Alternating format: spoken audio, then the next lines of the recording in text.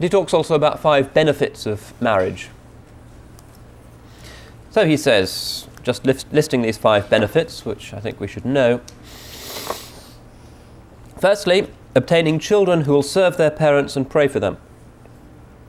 Number 2, gaining a lawful outlet for sexual desire, thereby thwarting the devil. 3, relaxation of the heart through intimacy with someone of the opposite sex.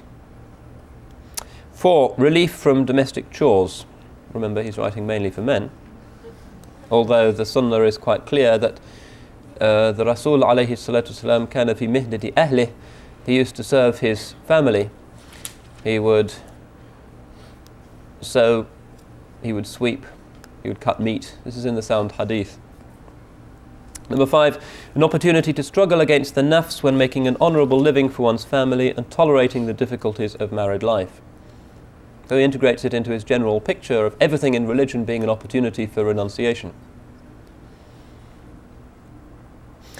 So he has that section. It has been done into